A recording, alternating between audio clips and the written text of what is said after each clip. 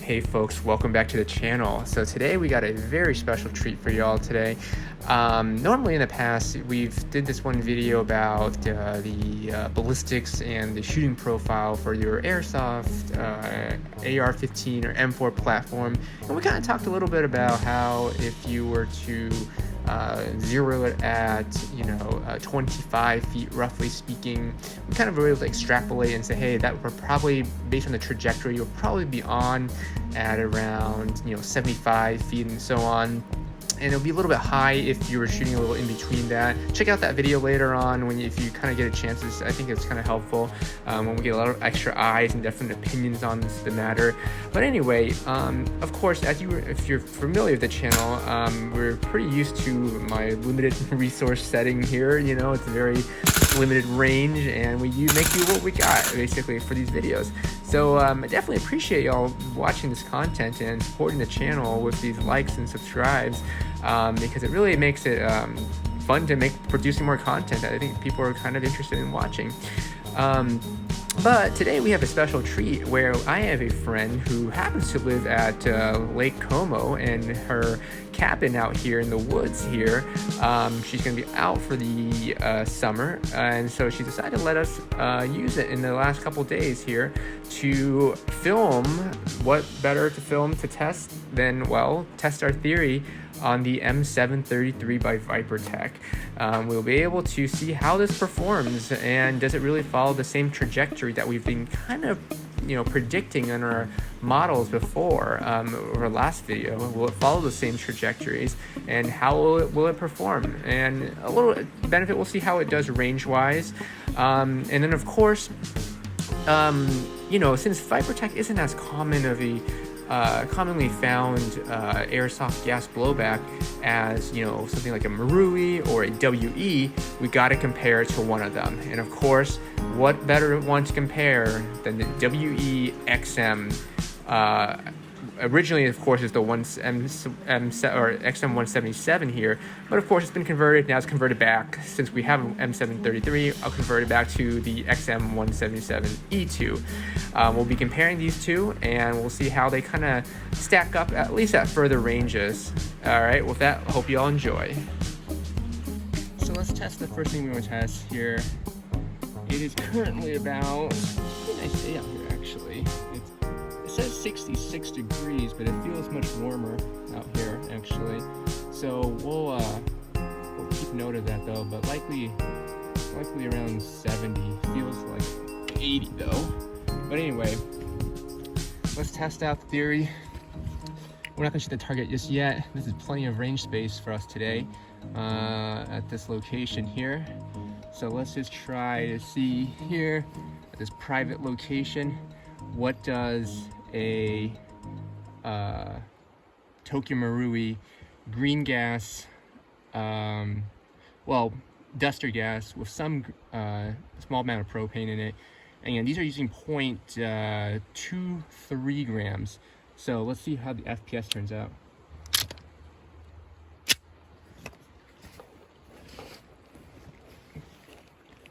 And I'm not shooting the target just yet. That's the reservers for the rifles. 239, 240, 234, 231, 230, 229, 228. All right, so at this elevation, doesn't seem much of a difference than when we saw it originally, where we were firing it from at about 700 feet of elevation. Let's see what the range is.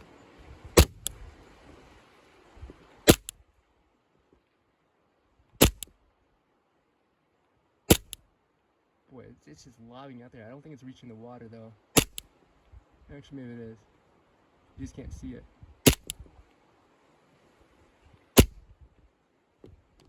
And we're out.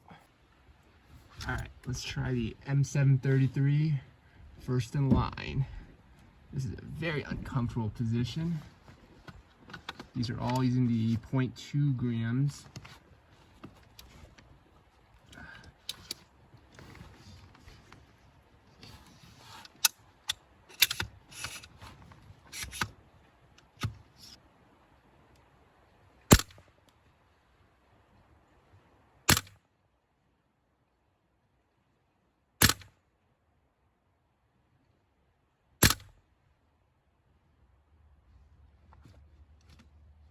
Okay.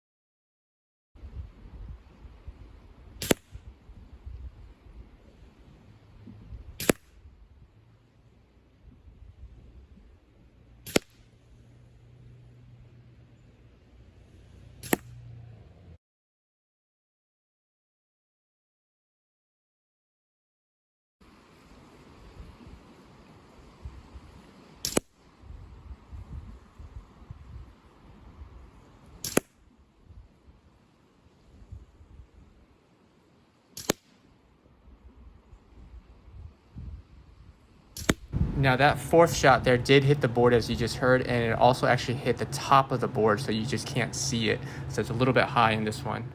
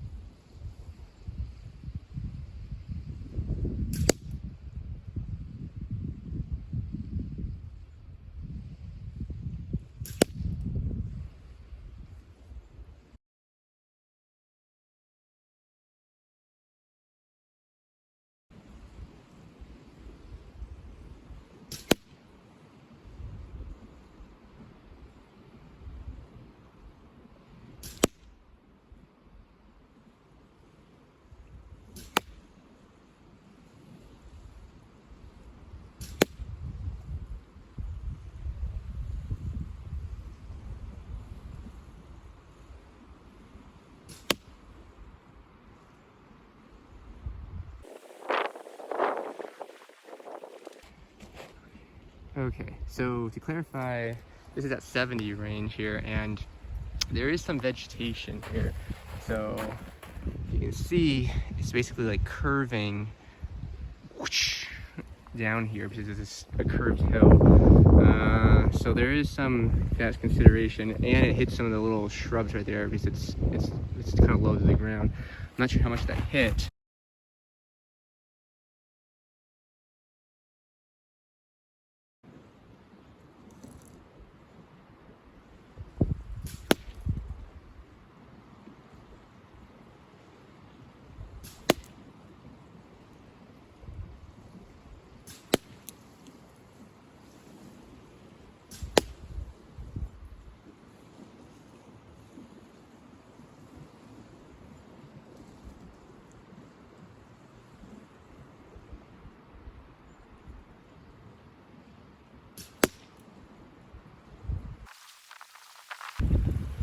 Again, this one, even though it's curved still, it continues to curve down.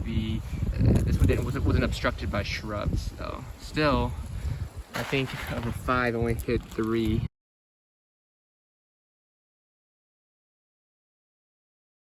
Ooh, that 90 feet holds.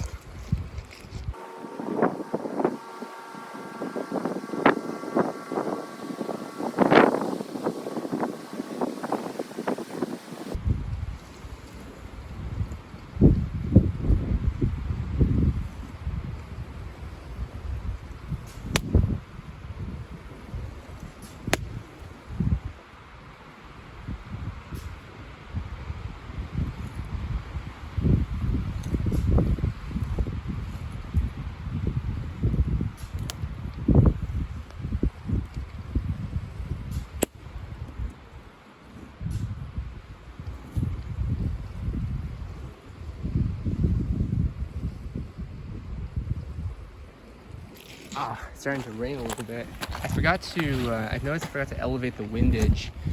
So of this, only 1 made it on target. I heard a couple hits though. VT, same thing, except we're gonna 0.2, everything's the same. It's still at 80, except we're gonna try to increase the elevation, rear elevation to the 800 meter rear sight and see if that really makes a difference. We've been shooting at the 600 meter range. Actually, I forgot to just change it back down to the mechanical 0. Whoops.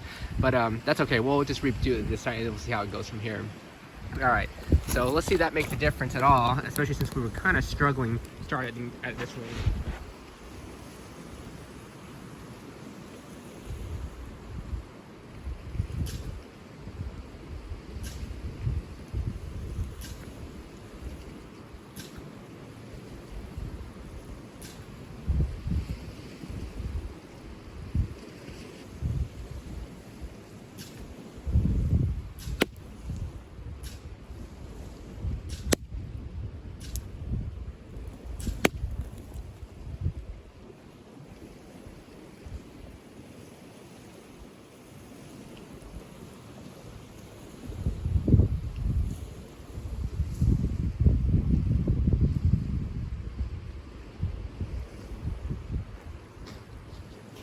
Okay, so let's see how that goes out.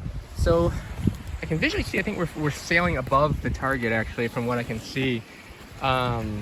It's interesting because the first, yeah, nothing, well, maybe one hit right when the wind is blowing really hard, right, one right there. Now what's weird is like the first couple bursts I set it at the 800 meter turn, and then I did it like for like 5 rounds I think, and then I switched to actually straight down to mechanical 0, which I brought it way down to the 300 meter 0, and I think it hit a couple hits. So there definitely does seem to be a little difference. I think with the 800 I was shooting kind of high, but still it's hard with the topography here that we're seeing and the distance that we're firing from. So if you look back here, this is the distance we're talking about here. So down here, let's see here. So if you were like, and especially since I was sitting prone on the ground, so I was even further down actually. So let me try it again with 800, but let's try standing up though, and see if that makes it, or in the trunk of the car again. So I was actually I got out of the car and did prone from over there. So let me try that again and see if that makes a difference. Still again, so this is a complicated one. So we'll see how that goes.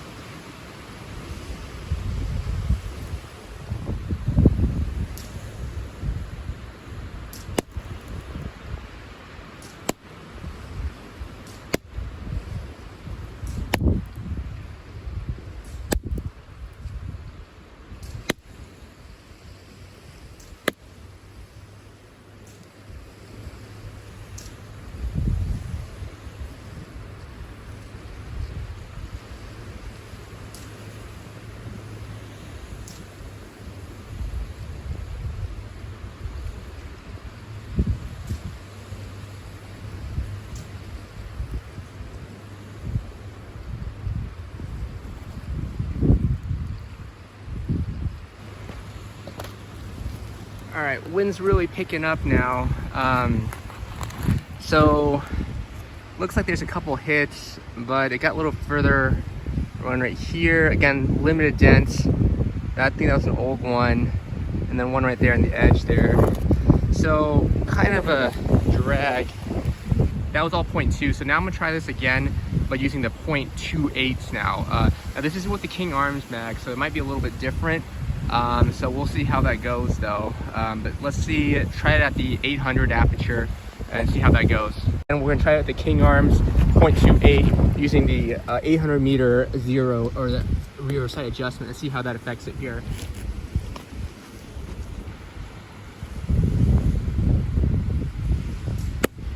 In this take of where I'm firing, I love how you look to the bottom right hand of the screen. After the round bounces off the board, it hits the sand and kind of splashes it a little bit around. Kind of cool.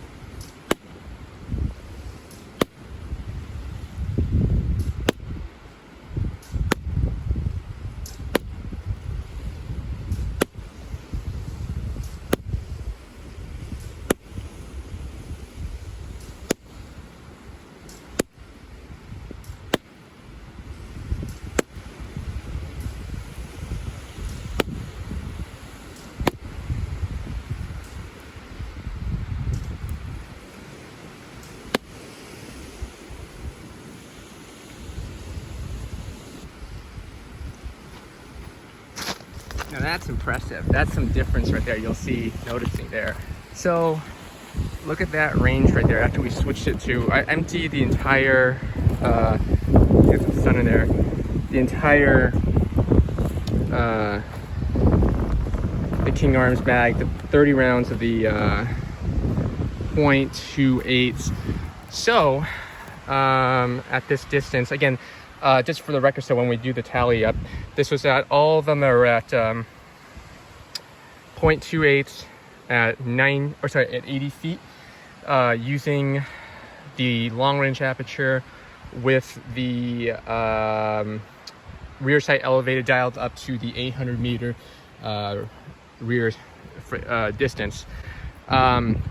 Let's try to repeat that. So again, I think, just so before I forget, I think at this distance of 80, it starts the round, the hop up starts flying way too high, and the rounds are actually, the rounds are making it over the distance, despite the fact that the ground is curving quite a bit actually, because it's sloping down, and it's still hitting over the distance here. So especially when I've adjust the rear sight to at the 800 range, so 800 meter range compared to the 600 I've been going at, and especially when at 300.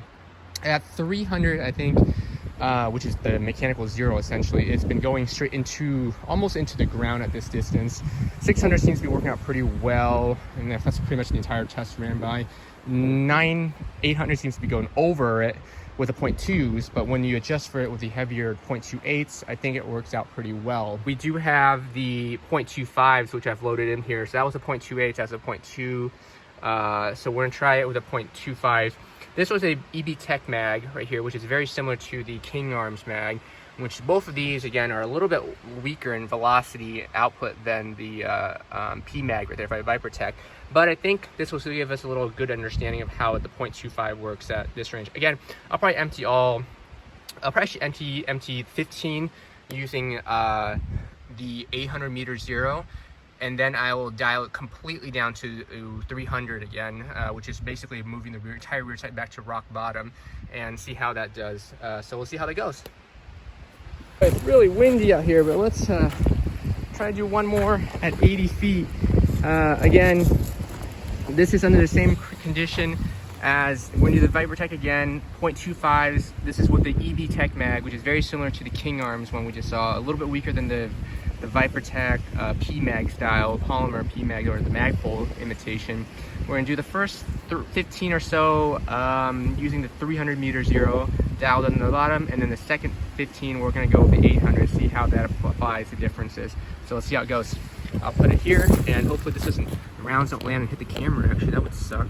Although the impacts don't seem to be as strong out at this distance. Whoa! I have to account for that.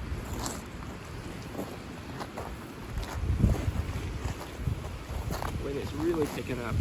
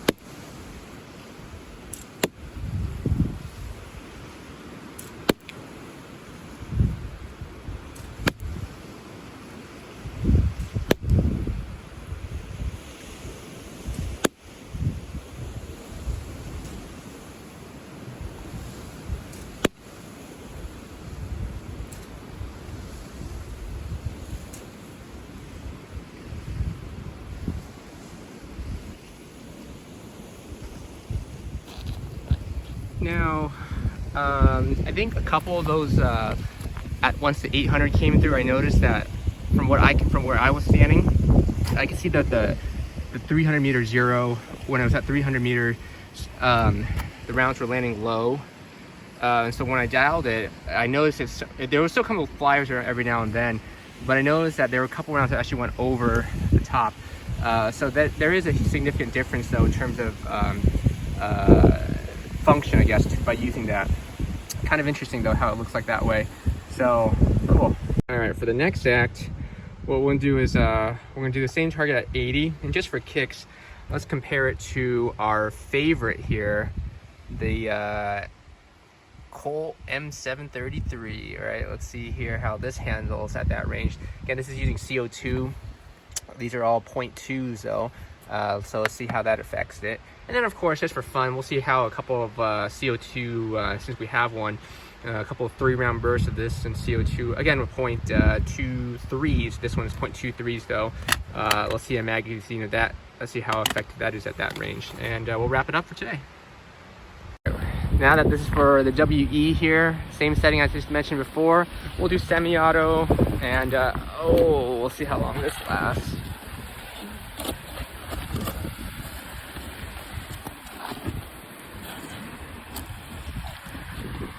Alright, let's try that again, and we'll leave the camera rolling. Okay.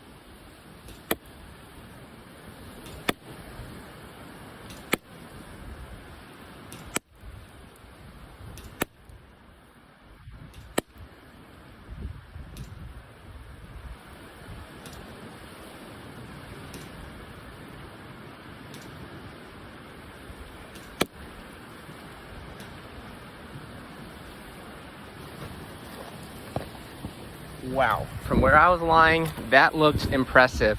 Before I forget, the first, for later video references, for the first 15, I actually did the long range aperture. And then for the second half of the 15 shots, I switched it to the long range, or the short range aperture. Now, of course, being those are the keep on that has the A1 rear style sights, so typically that was supposed to adjust for elevation, but I noticed once I changed it to the real steel, it hasn't made much of a difference in terms of elevation. So essentially the long range or the short range apertures are really pretty much the same, other than the fact that they're marked with the L. But we'll see if that's for sure. It looks like that's the case, but wow, pretty dead on at 80. That is impressive for the WE. So let's set this target up again, and we'll try it with a couple rounds of burst with the SRC MP5, and see how that goes. Alright, I'm not even going to label this one since this is the last one of the day, but we all know this is going to be the MP5, the SRC MP5, CO2 0.2 grams, oh no, 0.3, sorry, 0.3 CO2 burst mode at 80 feet right here, just like before. This seems to be the range that we are really pushing these to the test, so let's see how that goes.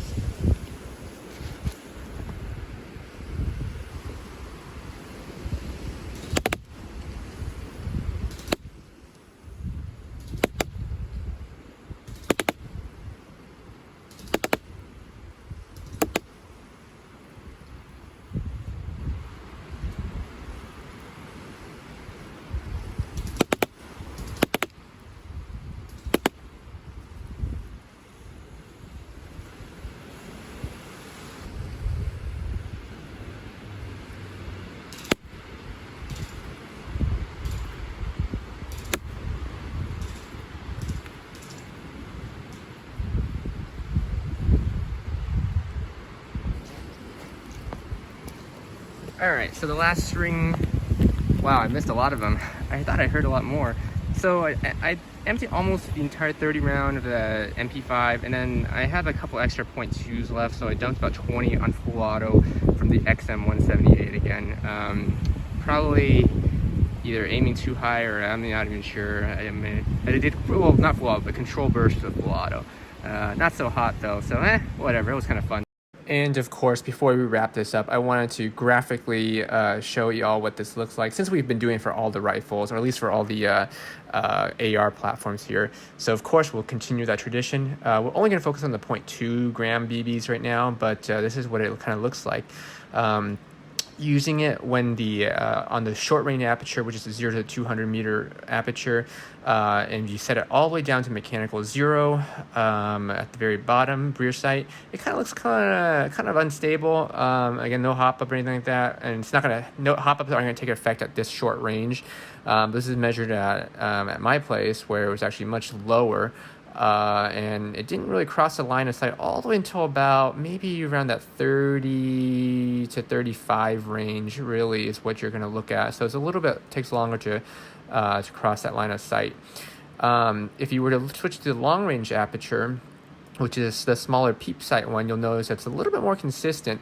And again, I think it's because that the smaller range aperture is a smaller, or the long range aperture is a smaller peep, and so there's less margin of error for you to move around, basically. So the shot groupings are tighter and therefore more consistent.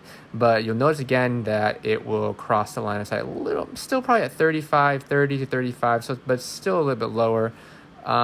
If you put them side by side, you'll notice they look like this. And as usual, as typical, we'll have it as the 0.2, or sorry, the 0 to 2 aperture is typically lower shooting than the long range aperture, and they'll tend to shoot higher. So that's why I remember when the arc happens, you want to, that's why you want to shoot for 60 and below. Probably use the short range aperture, both for the larger sight picture at close range, but also to account for that slight elevation, because the O2 aperture tends to shoot lower, so you won't shoot over your target, basically. And then anything beyond maybe 60 and beyond, use the long range aperture so that you're on target and more precise. And then of course, this is kind of what the actual points of impact when we were zeroing it at 20 feet. I kept saying 30 feet in the video, but I meant to say 20 feet. It was zeroed at 20 feet. And that's when the rear sight is adjusted up to 600 meters. That basically kind of looks like this. So based on what we saw in our place right here at the short range, we kind of extrapolated and add the part that was for the longer range distance at the lake to kind of look like this. So it kind of looks like like a, like that trajectory that we were kind of looking a little bit. It's not, obviously not a sine wave. It's not supposed to. Wouldn't make any sense for that to look like that. But I think what happens, there's some variability. So again, this is using the long range aperture, or the peep sight. And if we were to change the rear sight to adjust the 0 to be more for 0 at 30 feet, so that means that you're going to lower the rear sight from 600 meters to 300 meters. And so that means instead of crossing the line of sight, the BB crossing the line of sight at 20 feet, it will now cross, because you're lowering the gun, right? It's now going to cross the line of sight at 30 feet. And because of that, the amplitude, or the peak of the trajectory will drop lower, so you won't shoot as high, and you won't overshoot your target as much. Basically, you don't have to worry as much, but you won't get as much of a distance, theoretically, just by a few feet, and maybe 10 or so feet. Now, why in the world would it look like a sine wave like that? I think it's more because of a probability, or just some fudge factor, but I would say it's probably because of the distance issue. So basically, towards the range down here at 70, maybe we just kind of got some flukes there. So what it probably really looks like is like this, and this is theoretical based on the charts. If we were to correct for that 70 feet, and based on what we saw that rounds were hitting kind of on to sight, so your point of impact was exactly where your line of sight was. So it meets at 20, and then continues to go up. up and it shoots a little bit high towards that 50 to 60 feet range, but then it starts going back down again. So 70, you'll be back on target. 80, you'll be back on target. And then as far as 90 is what we're projecting that we'll hit there. And it clearly looks like the round can go further. Again, these are with the .2s at least. These were all done with no hop-up adjustments since I got it. And so that's kind of what we expected to be looking at theoretically. All right, folks. Okay, so if you made it to the end of this video by now, or maybe you just skipped straight to the end, let's talk about what we found and kind of what I think it means, basically. So you packed everything up and you head down to the range, and now we get these results. Keep in mind that these were done without any hop-up adjustments for the Viper Tech. So I had the toolkits and everything, but it's a lot of work to do so I kind of just wanted to keep it consistent and got kind of lazy. So keep in mind there was no hop-up. I never touched it since the original manufacturer. The WE, however, that was when I changed the hop-up, that was dialed into the .2s. So it's about midway through and it's been dialed in. So there is a slight difference in terms of that. So if you were to dial in the hop-up for the Viper Tech, I'm sure you can get a lot further ranges out of this.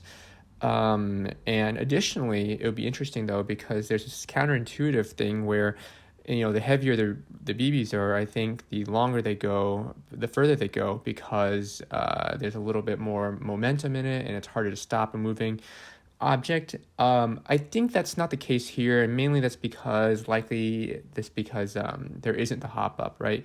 So without the hop-up engage, I think what happens is it just goes the length it goes, and then it kind of starts dropping off. Normally, when it starts losing steam, the round starts losing steam, that's when the hop-up's backspin kind of starts taking effect and starts kind of dialing it up a little bit. So I think that's when you're going to start noticing a slowdown, and that's when the heavier mass will prevent you from slowing down too quickly compared to the lower round mass of the mass of the smaller rounds. They will slow down faster. So maybe that's something to do with it. I don't know. I'm just speculating. But anyway, that being said, I've zeroed the Viper Tech at 30 feet. So basically, if you use the small long-range aperture and you were to fire it, the rounds would normally land pretty low compared to where you're looking at up until about 30 feet. That means that from anywhere from 0 to 30 feet, it will be low until it's 30 feet, and that's when the rounds hit where you're looking at. So it crosses the line of sight. After that, it kind of goes up a little bit higher. Remember that previous videos we talked about kind of has that arc shape, and then it lands back again and it crosses the line of sight again. And so in this case, once that's been zeroed at 30 feet, I basically turned up the rear sight adjustment to about 600 meters. That kind of helps you get a little bit more extra range. That seems to be pretty reasonable. That's what I kind of ended up using. But anyway, using that setting, we found out that at 0.2 grams, for the most part, can consistently give you pretty good hit rates. So obviously the paper hit rate's the best one we look for. That's the most accurate. That's an 8.5 by 11 sheet. And then the board is about 3-4 times that size. But it's still, if you're hitting the board, I think that's still worth consideration. I mean, obviously you're not going to have an airsoft player, the size of that. So it might not be helpful. But I think it's still within the realm of, it's a possibility, right? That I think it's reasonable to include. So I think it's pretty good. This 75 drop at 50 feet, I think that's just a fluke. Keep in mind, remember what we talked about, how when these things are fired, their trajectory is kind of like an arc shape. So I think it starts out low, crosses the line of sight at 30 feet, and then it kind of keeps going up a little bit, and towards about 50 feet, I think that's kind of where it peaks at. And so because it peaks at that, you're kind of shooting a little high if you're using the smaller long-range aperture. So to account for that, you should probably be using the larger 0 to 200 meter aperture, again, if you're at less than 50 feet. That way it counts kind of for that elevation difference, and you won't be shooting a little bit high. So in this case, one of the rounds was a little bit high, and that's why our accuracy dropped down to 75%. But of course, that's the board hit. Because it hit the board, it was still well within the 100% mark right there. So that's a minor thing right there. So again, like we talked about before, 50 and below, you generally should use the long or the short range aperture. And then above that, or a distance further than 50, that's when you want to get down to the longer range, smaller aperture that you use. So again, and that confirms it again, at 50 is when it peaks at 50, then starts going down again. And so that's why I think we're back down to 100%, back at 50 feet, or sorry, 60 feet. Then at 70 feet, it gets a little bit dicey here. 100% hit on the board, larger surface, but then it kind of got a little bit severely degraded here at the paper hit. But again, that could be possibly because, remember, we were so low to the ground that we were hitting the vegetation, and it might have caused a little bit some of deviation here and there. So I guess that's not as low as it could be, but if there wasn't any interference from the low growing hedges, I think we wouldn't have, we would have seen higher accuracy here. But again, I think still pretty reasonable. Towards that 80, that's where we're gonna get a lot more tests at the 80 feet later on, but 60% and 100 hit board, that's pretty good. And then towards 90, that's where we kind of start getting the start seeing some major drop in hit probability here. Now, it's unclear in the camera if I think we're going over the target. I'm not sure. Again, the .2s, they seem, well, again, without the hop up, they seem to go further than the heavier mass BBs. But I think at this range, remember, the .2s are much lighter. So and if you've seen the video, there's a lot of rain during that period, and like a storm was coming in. So I think there's a potential that at that range, it's kind of, a lot of things are affecting it, and those conditions were not ideal. It's not to say that the rounds are dropping out of the sky. It's definitely able to hit that range. And I think, but there's just more factors playing to that role that I think it makes it much harder to get consistency in that area here. So that's all for the Viper Tech here. Again, no hop up. So I would say effectively, you can probably reach someone, even though it's out to 90 here. I think if you're under ideal situations, based on the trajectory of the .2s without hop up, you can probably reach out to about 90 to maybe even 100 feet pretty easily. But again, at that distance, any factor like wind or breeze, like anything like that, they can definitely affect it, and it won't be as reliable. So if you were going to use the .2s, I think your limit is probably around the 80 to 90 feet, and you're pretty much stuck there. That's using the .2s. So let's filter it through by the weights now. Let's see if we were to focus in at the 80 feet and see how the different weights affects it. And to be honest, there was a lot of windage, or sorry, not windage, I keep saying windage in the video, but I mean to say elevation. I did mess with the rear sight elevation quite a bit. And so to make it kind of consistent, I'm only going to compare it when I'm looking at the 800 meter elevation now. I did a couple where it's 800, did a couple where it's 600, and did a couple where it's 300. So it's kind of hard to compare apples to apples. So the best I can do is just look at the data point for the 800. So again, it's still zeroed at 30 feet, but now I kind of messed it up, or messed the elevation to the rear to be at 800. So again, this means it kind of lifts up the rifle a little bit, so it kind of lobs around further down range, supposedly increasing your range. So what do we have here? The first one here is kind of a control where it's a WE using 0.2. Again, if I mentioned earlier, the hop up has been adjusted for the 0.2, so there is some accounting for that. And so you'll notice here that it's pretty dead on at that range here, 83% hitting the backboard, and then 45 or 47% hitting the actual paper, the smaller target. Again, at 80 feet, that's pretty impressive, I think, at least for me. I don't know, unless you're playing airsoft into a very, very wide field, long field, I think most indoor ranges, that would be more than adequate. So if you compare that, though, to the Viper Tech right here with the same .2 at 80 feet, you've noticed a huge dramatic difference here. Now, this is important to note that it is not that the WE is way better than the Viper Tech. It definitely does show that the WE can go toe-to-toe, though, with the Viper Tech, at least at this range under these settings here. But I think what's really happening here is that at this range, keep in mind, though, that this the rear sight was elevated from 600 meters before to 800 meters, right? So that means that you're elevating the gun higher, so you're shooting higher, and so that basically means you're putting rounds above target. So you're basically shooting high. The point of impact is a little bit shifted upwards compared to where your point of view is. So, or the line of sight is. So that's why this accounts for this dramatic reduction in hit probability. If you were to go back, remember, if you go back to 600 meters, right, using the point 2 at 80 feet, again, this is probably closer to your real hit probability here of 60 at the paper rate and 100 at the backboard rate. So I would measure that might even be better than the WE at that distance, basically. So that's basically, you got a Viper Tech versus a WE kind of comparison. Again, they're not apples to apples. They're both 11.5-inch barrels at the moment, a true inner barrel 11.5-inch, and that's kind of what you're getting right there.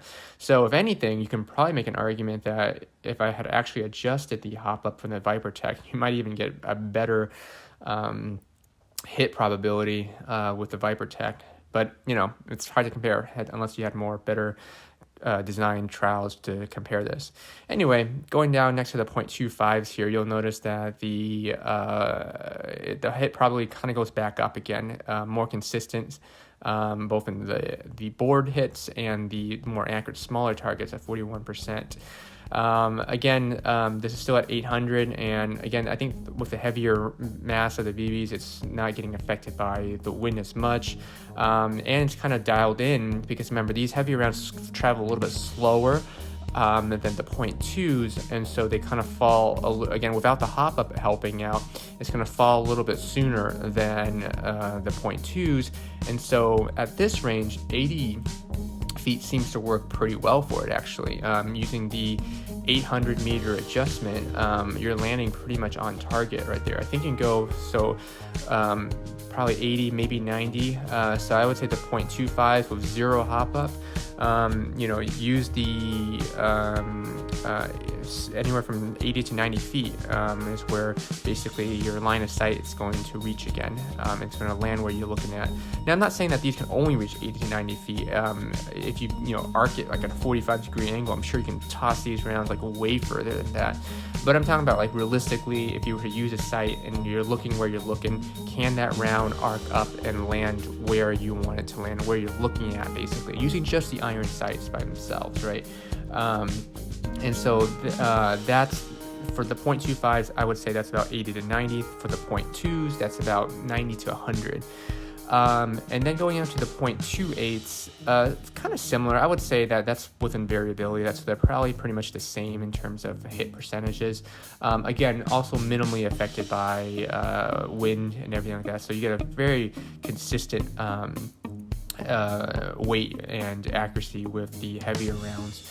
I don't think I think the range of the 0.28s are a little bit lower because when I dialed into the 300 meters, it was dropping a little bit low. So I think, you can use that rear adjustment to mess things around a little bit and kind of adjust how your point of impact goes. So, but I think ideally the best thing you can use is probably the 0.25s if you didn't use any hop ups with that. So it would be kind of interesting to see for those folks who do use this, what kind of BBs you guys use and what kind of hop up effects will take this out further, is your range further. So based on this test, I would say that I would recommend probably 0.23s or higher for this. Basically, without the hop up, most of the range I play in or I use it in, I don't really need it further than 90 feet. It's pretty good the way it is. But if you want anything further than that, maybe you start messing with the hop up a little bit and dialing in, and then consider that there's different hit probability based on different elements. And then it's going to be different. These numbers are probably going to be way different if you were to use a hop up, because again, the heavier rounds will probably have a further time of travel than the lighter rounds. So it's kind of just interesting to see how this plays out. Hope you all found this really helpful, and let me know in your comments, those who are using one of these, what do y'all think about this, and what do y'all think about this test?